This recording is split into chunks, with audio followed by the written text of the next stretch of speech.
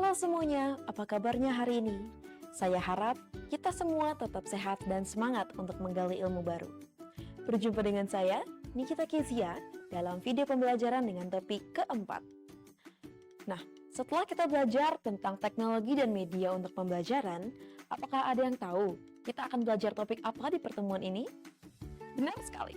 Pada kesempatan ini, kita akan belajar tentang pemanfaatan perangkat digital.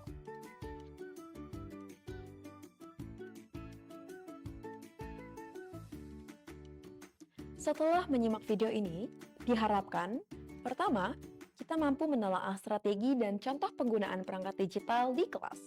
Dua, kita mampu menganalisis keuntungan dan keterbatasan dalam menggunakan perangkat digital untuk mendukung pembelajaran. Ketiga, kita mampu menelaah ide-ide yang terkait dengan integrasi teknologi untuk mendukung pembelajaran. Dan yang keempat, kita mampu menganalisis jenis aplikasi yang mungkin dipilih untuk digunakan di dalam kelas. Nah, materi pertama yang akan kita bahas ialah pemanfaatan perangkat digital. Teknologi telah dimasukkan sebagai fitur utama dari proses ini. Dan tantangan bagi guru adalah memberikan kesempatan kepada semua peserta didik untuk memilih perangkat lunak khusus untuk masing-masing peserta didiknya. Adapun strategi yang dapat dilakukan oleh guru, diantaranya seperti melatih keterampilan database online, mengikuti tes di komputer, atau memasukkan informasi ke dalam e-portfolio pribadi.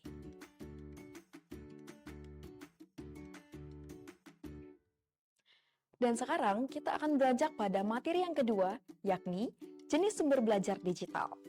Teknologi memungkinkan guru untuk mengontrol dan mengintegrasikan berbagai media, seperti gambar diam dan bergerak, grafik, suara, serta informasi yang berbasis teks.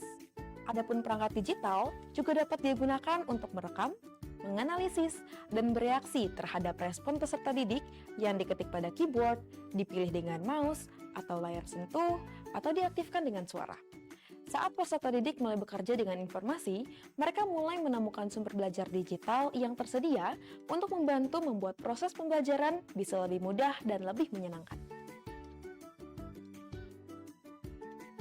Adapun sekarang, kita akan beranjak pada materi yang ketiga, yakni keuntungan menggunakan perangkat digital. Nah, adapun beberapa keuntungannya, diantaranya 1. Peserta didik dapat terlibat aktif dalam kegiatan belajar saat menggunakan materi digital. Kedua, sumber belajar digital memungkinkan peserta didik untuk mengontrol kecepatan dan urutan pembelajaran mereka. Yang ketiga, siswa dengan berkebutuhan khusus dapat diakomodasi untuk memastikan bahwa pembelajaran bisa berlangsung sesuai dengan kecepatan mereka. Kemudian yang keempat, guru dapat mempersiapkan pembelajaran sesuai dengan karakter individu untuk semua peserta didik dan dapat memantau kemajuan belajar mereka. Kemudian yang kelima, sumber belajar elektronik dapat mencakup basis pengetahuan yang berkembang, seperti grafik, audio, maupun video. Dan adapun beberapa batasan dalam menggunakan perangkat digital, diantaranya 1. Keterbatasan pada hak cipta. 2. Harapan tinggi terhadap kesempurnaan hasil dari perangkat digital. 3. Peserta didik dengan preferensi belajar yang lebih terstruktur dapat menjadi frustasi.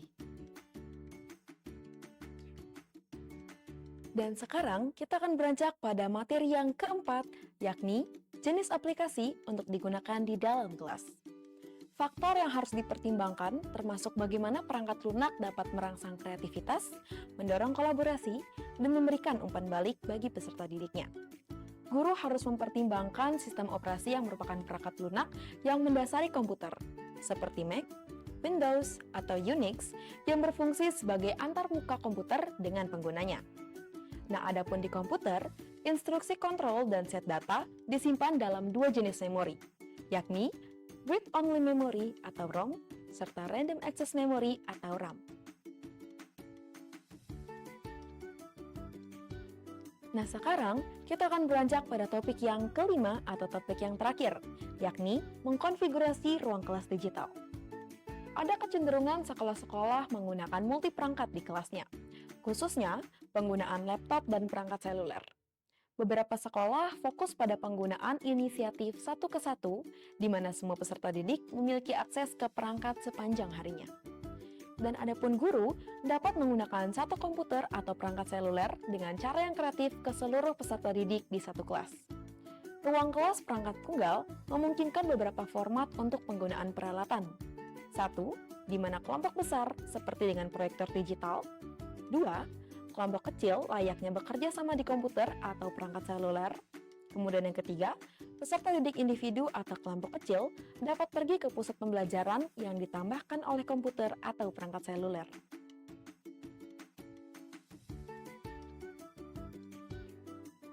Jadi, itulah materi tentang pemanfaatan perangkat digital. Terima kasih telah menyimak materi pada video ini. Yuk tetap semangat, sampai berjumpa lagi pada video selanjutnya.